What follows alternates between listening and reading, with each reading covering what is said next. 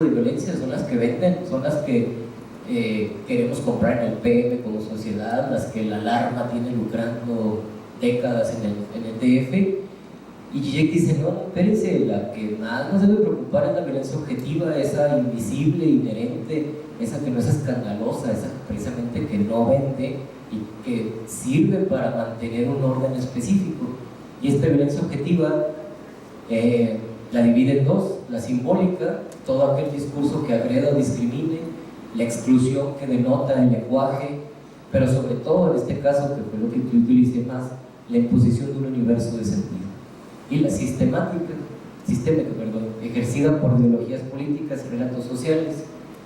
También utilicé, y más me voy a concentrar en esta presentación no tanto en la resiliencia sino en la resistencia. Dice Michel Foucault, donde hay ejercicio de poder hay resistencia. El poder es como una liga, ¿no? Entre más se estira la liga, entre más jala con un ejercicio de poder, la liga se tensa, ¿no? Y se pone dura. Entonces los individuos que reciben un ejercicio de poder se tensan, también ofrecen resistencia. La liga ofrece un nivel de resistencia al punto de que algunas se rompen de tanto que se estira. Entonces yo dije, estos muchachos de Circo Colectivo ofrecen un nivel de resistencia primero a los ejercicios de poder del Estado, los diversos ejercicios de poder, pero también al crear una especie de proyectos liberadores o contrarios a la norma establecida, o prácticas contrarias a la norma establecida. El hecho de juntarse en una esquina, semaforear, hacer sus malabares, hacer su teatro social, su circo social, es una forma fuera de la norma común de ser joven, pero también la idea de hacer una casa de cultura, la idea de tener un huerto urbano, la idea de jalar niños para acercarlos a prácticas artísticas, ponerles películas para niños, sacarlos un poco de su rutina, es una forma de resistencia frente a imposiciones de sentido, de universos de sentido, y ante imposiciones de cómo debe ser la vida para niños o para jóvenes. Pero también aquí el problema de la resistencia es que muchas veces a quien se le resiste no se da cuenta, ¿no? O sea, ni cuenta de que uno está resistiendo y pasa desapercibida. Entonces por eso tiene diversos grados de intencionalidad, pero sobre todo reconocimiento. O sea, no porque uno diga que está resistiendo, a quien se le resiste se acepte en automático. Entonces estos jóvenes de Circo Colectivo también representaban esa situación, pero sobre todo las relaciones de poder están siempre presentes entre su práctica artística y lo que la sociedad en sí, y por sociedad y Estado y gobierno no los entendería yo como un Godzilla, ¿no? Que anda destrozando edificios en Tokio, todo malote, todo agresivo, sino estas formas sutiles en las que sociedad, Estado, gobierno nos restringen y nos controlan, ¿no? Esta onda de Foucault es muy buena para entenderla, y sobre todo visibilizar luchas perpetuas en múltiples formas. Por eso yo escogí la postura tanto de violencia a la Zizek y la idea de resistencia, y dije, pues ¿qué puedo utilizar? ¿Cómo lo puedo llevar a un ámbito artístico, urbano, juvenil en Juárez, ¿no? Pues sí, de una ciudad violenta por completo, ¿no? Por eso me gusta ese graffiti, esa expresión artística en la pared, que lo único que muere en mi ciudad es el miedo a la inseguridad, ¿no? Habla de una postura de resistencia y una postura en donde se trata de reconfigurar lo que se está viviendo, sobre todo de entender qué se está viviendo a partir de ideas de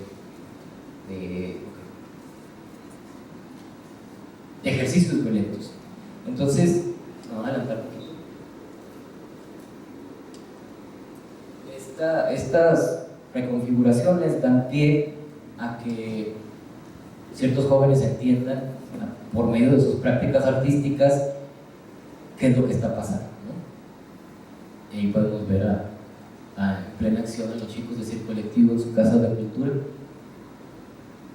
Hay expresiones, hay ejercicios de violencia cuando la fuerza pública los llega a quitar del semáforo, cuando les esculcan, les quita el dinero que traen, el celular, cuando se los llevan por supuestas faltas administrativas, cuando el automovilista automovilista le echa el carro encima, porque pues ya ve que Ciudad Juárez privilegia al automovilista, cuando les pitan vagos, son ejercicios de violencia, cuando les dicen que tienen que trabajar, son ejercicios muy particulares que se pueden entender a partir de estas tres dimensiones de violencia.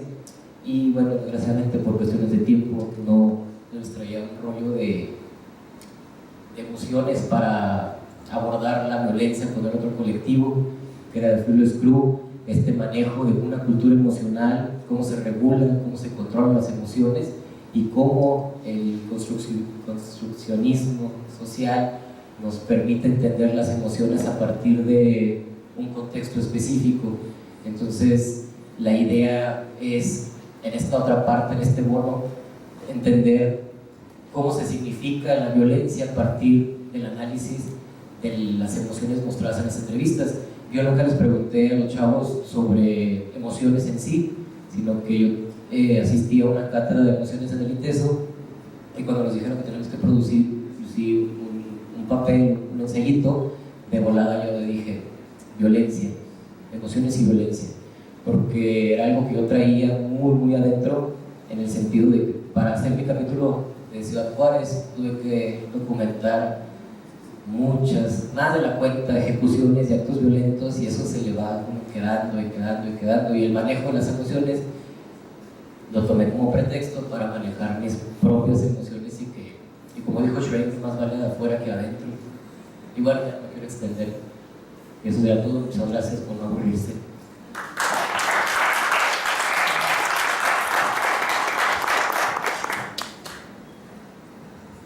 Ahora abriríamos el diálogo. Si alguien tiene alguna pregunta, comentario o Quejas. por supuesto. Perdón que me meta.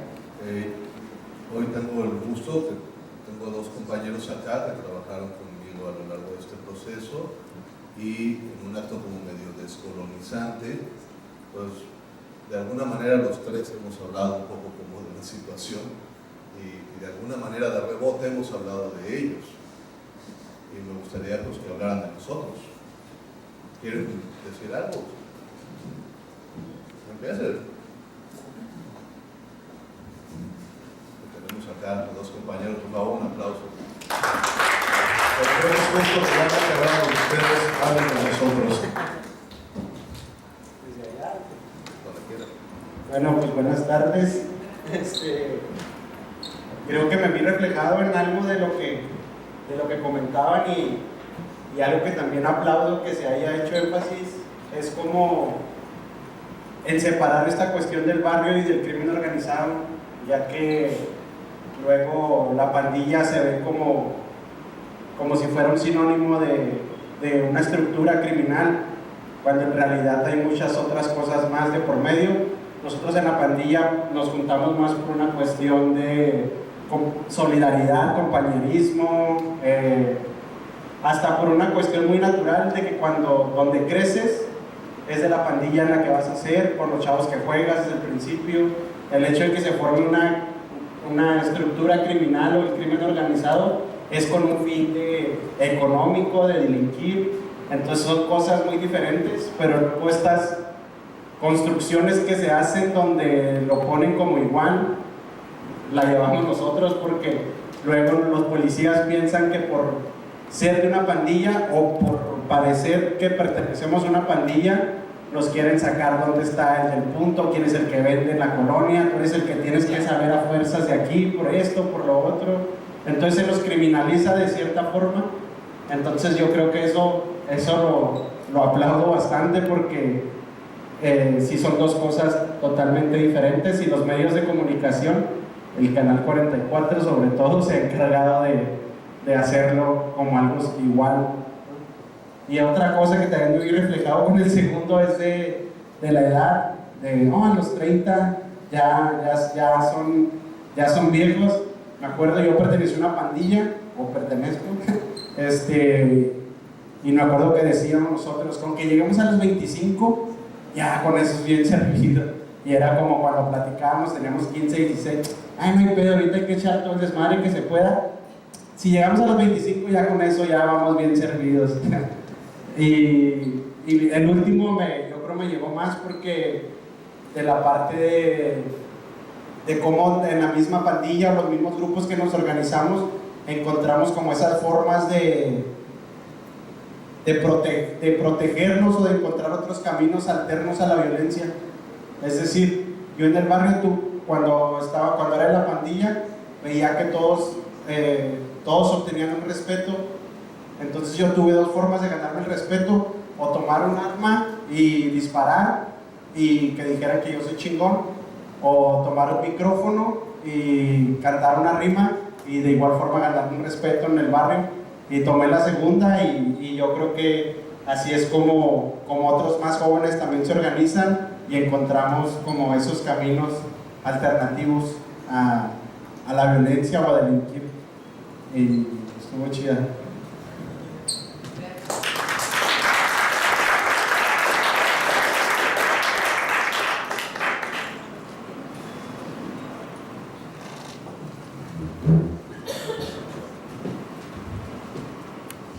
Buenas tardes a todos. Pues yo también concuerdo mucho con ellos, haciendo el énfasis de lo de que es el crimen organizado. Yo vengo de un barrio muy barrio bajero, de aquí de Xonapra. Nosotros en el barrio, pues nuestro crimen organizado, más bien nuestra mafia, fue asaltar el tren. No sé si alguien llegó a escuchar el caso Anapra. Nosotros robábamos el tren. Para nosotros era defender territorio, no ¿cómo quiere decir? No agarrar un arma, un cuerno de chivo, traficar drogas. No, nosotros defendíamos terreno. Nosotros, ahorita que dijo él lo del Bucanas para verte bullón, yo tengo 35 años. Yo nunca había escuchado aquí en Juárez todo tanto relajo de lo que es el crimen organizado. Nosotros éramos barrio, nosotros no nos mezclábamos con ese tipo. Entonces, para mí esto se me hace nuevo, aquí en la frontera, lo que es el crimen organizado. Antes peleabas por territorio, no eras reclutado como lo hacen ahora, y pues se me hacen muy buenas cosas lo que están haciendo. Yo lamentablemente vengo amenazado del suroriente porque pertenecemos a una asociación civil. Nosotros, nuestra asociación civil se llama del barrio de la comunidad. Nosotros trabajamos con jóvenes que es de barrio de alto riesgo. Por lo que nosotros hacíamos, nosotros nos metimos en un problema y tuve que dejar todo lo de allá. Allá en suroriente es muy impactante ver a todos los jóvenes prendidos de cristal. Allá es un caos en cristal rotundo. Ya hasta ahorita se están mirando los housegacking otra vez. Se están mirando cómo los están acabando, ¿ah? Entonces, creo yo, y como dijo el joven, lo del jale, el desmadre y todo eso es muy cierto, pero va dependiendo de la clase de jóvenes que estés hablando, ¿no? Va midiendo un contexto muy fuerte, como dijo Dani, lo del barrio y el crimen organizado, y lamentablemente ahorita el crimen organizado está acabando con tanto joven.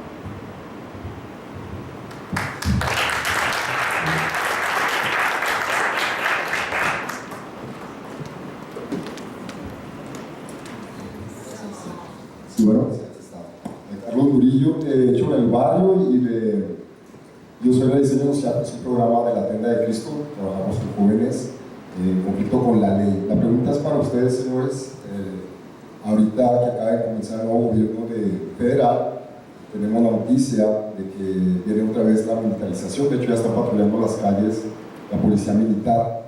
Y yo les quiero preguntar en esta cuestión de cómo se criminaliza a los jóvenes.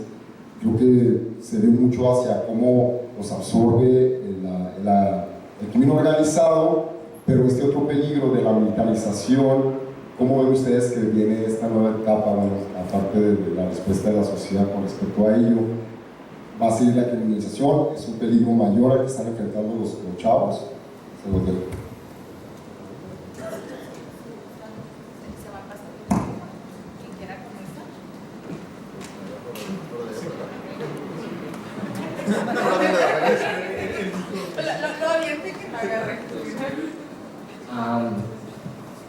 Pues mira, Carlos, cuando yo entrevisté a estos chavos, no estaba ninguno ligado a actividades más que uno de Fearless Crew, y precisamente yo creo que al yo preguntarles qué imágenes de violencia tenían en la actualidad, o de unos años atrás, la militarización salía solita porque está presente, porque por su vestimenta, por su práctica artística, por los estigmas que sufren, por los clichés que tiene gobierno y Estado, pues son blancos fáciles, ¿no? De un autoritarismo, de un abuso de poder. Uno de ellos me contó cómo se lo llevaron, lo golpearon y duró 2 semanas en el hospital porque le querían plantar, ¿no? Cosas. Y pues sí, o sea, no es un perfil específico. Yo creo que todos estamos a merced de un desmadre por completo, y grupos vulnerables lo sufren más, como son chavos y chavas en esta ciudad, y sobre todo, yo diría, por la práctica cultural que tengan o que privilegien, o ya sea artística o por su estética, o por donde se paren, por donde anden, etc. Yo lo veo como un peligro latente todavía. Gracias. Realmente es como para pensar, no se me ocurren muchas cosas. Rápido, una anécdota que me refirió a uno de los muchachos que era el que tenía una sentencia mayor. En una ocasión llegaron, ellos vendían droga en ese momento de su vida y golpearon al otro muchacho que era mayor de edad y a él no le hicieron nada por ser menor. De hecho, a veces es una de las cuestiones de las que se vale. Lo que iba a decir es que muchas veces estos jóvenes son como outsourcing del crimen organizado, es decir, yo te pago para que tú hagas esto, pero hay otros que los meten en nómina, ¿no? Pero otros de todas maneras, tú me prestas este servicio como tipo freelance. Digo, también el crimen está dentro de políticas neoliberales y no te cobijo como parte del cártel, incluso puedes trabajar para cárteles distintos. Lo vi también en la sierra con gente que siempre les vende a los dos. Pero el punto es, no sé, pienso por un lado a él y a algunos no los tocaban por ser menores, pero también recuerdo, por ejemplo, en algún pueblo de la sierra, a los niños los asustaban con ahí viene el boludo, o sea, el helicóptero, ¿no? Ese era el miedo de ahí viene el coco, así, ahí viene el boludo, porque también todos desde niños están involucrados en el cultivo, en el levantamiento y todo ese tipo de cuestiones, ¿no? Digo, por otro lado, como abogado, e incluso pues, como persona, ¿no? Me tocó una vez viniendo del gimnasio de entrenar, el sospechosismo de las policías, no de los militares, me ha tocado más bien de los policías, y que tiene que ver con todas unas dinámicas de poder, toda una estructura de cómo se prepara el policía, y además hay muchas veces que el policía a veces viene de haber tenido una cierta experiencia en estos grupos y después sale y ahora es como contra todos, ¿no?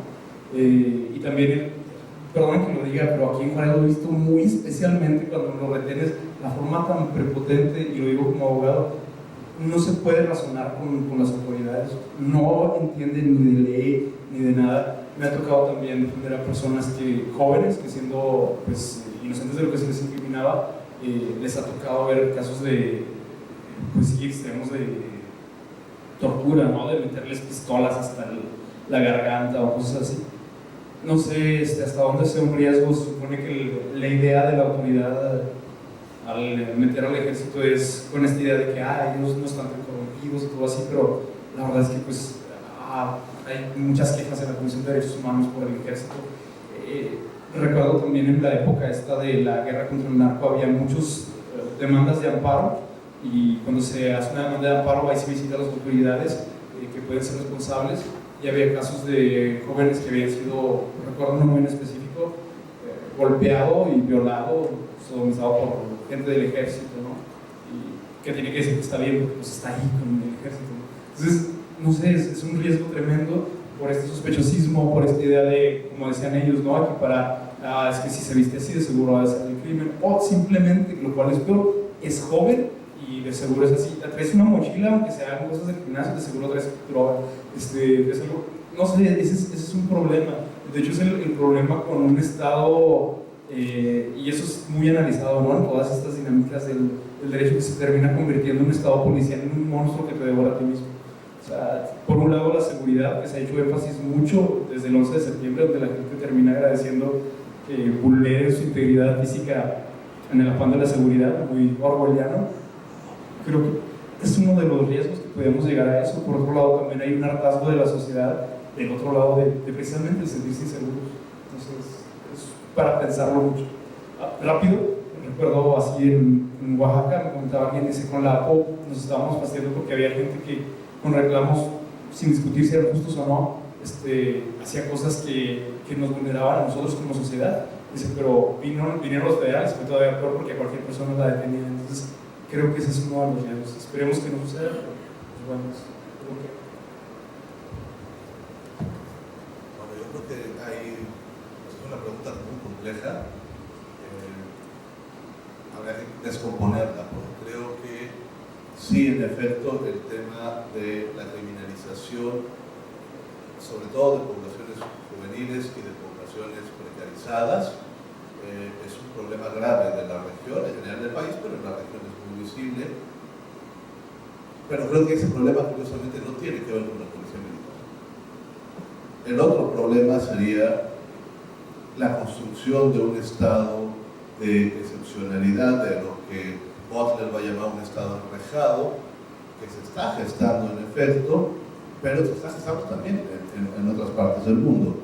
Y el tercero, el manejo mediático, que implica la creación de la policía militarizada, de la famosa Guardia Civil. Yo creo que ahí hay tres puntos que habría que descomponer para poder analizar. Sí, hay un manejo mediático con la Guardia Civil, que tiene que ver con una esfera política, digamos, sobre los nuevos gobiernos, los gobiernos pasados, la guerra con el narco y todo este papel, que me parece relevante estudiar en el sentido del discurso político y de demás. Creo que la precarización y la criminalización de la población juvenil y de la población de los barrios es un problema que va más allá de si nos patrulla el ejército o nos patrulla la policía. O sea, tenemos un problema grave de criminalización, como expresan los compañeros, entre nosotros. O sea, no es una esfera política ligada al exterior, es una esfera presente aquí, ¿no? Yo hace rato traía una chamarra para la lluvia, entro a un restaurante con la capucha y se paro el restaurante, ¿no? Y dice uno, pues, o sea, sí me veo malandro, pero tampoco se espanten tanto. Sí quiero comer, ¿no? Y ese problema no está afuera, no está en las policías. Esa es una forma de construcción del sujeto, ¿no? Una forma que está ligada a procesos de poder, ¿no? Del ejercicio jerarquizado, por ejemplo, de la clase social aquí, de la desaparición del discurso de clases sociales aquí. Acá no vemos estos desarrollos tan clavados sobre lo obrero, sobre las clases. Encontramos otras coordenadas de construcción de lo político y de lo colectivo.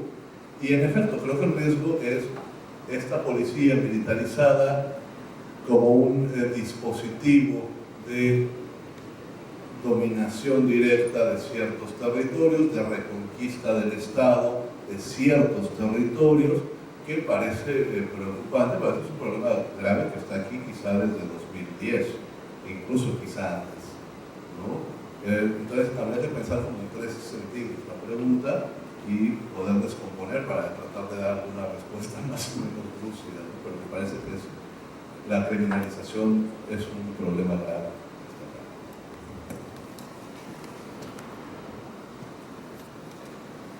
¿Quién más?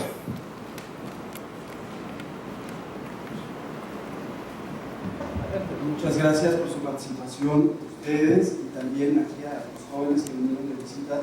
Estos son parte del equipo de Hecho en el Barrio, que va con la idea de trabajar la cuestión de la economía social. Tenemos otros actores que están en la parte de la política cultural, que desde el arte están impulsando este cambio, esta transformación. Pero a mí se me hace siempre como complicado pensar ahora qué va a pasar con la militarización de esa propuesta del gobierno. Escuché a una diputada que decía, no, el riesgo del próximo gobierno va a ser la violencia hacia periodistas. Capaz que hasta los matan. Yo digo, ¿esta mujer en dónde vive? Están matando periodistas en todo el territorio, en todo el país. Es decir, no estaba el ejército en las calles no estaba la policía en las calles. ¿Cuál era la situación de antes y ahora, no? Yo lo que sí veo urgente, y es lo que, por ejemplo, nos expresa acá el compañero, es ver cómo aprovechamos todo lo que se ha logrado para garantizar justamente que se desaparezcan, que asesinen, etc. Entonces, yo creo que el asunto de las redes, la visibilidad de ustedes como actores en los barrios, en las colonias, que promueven justamente sus derechos hacia esta población, se apoyen de muchos más recursos. Es decir, tengamos mayor alianza, mayor cercanía, visibilidad. Porque ustedes y nosotros también, aquí todo el mundo los vigila. Entonces nos pueden patrullar y puede haber retenes, pero también estamos vigilados de otras formas. El control no solo es externo, como decía aquí Alberto, también es ya incorporado en nuestra forma de ser y de pensar. Entonces, bueno, yo creo que sí, no sé qué ustedes qué opinen, digo, un poco con el diálogo aquí con nuestros jóvenes, de ver qué hacemos ante un nuevo escenario, cómo aprovechamos lo que se ha logrado y no dar marcha atrás en nada. De aquí para adelante, ¿no? A ver, ¿qué?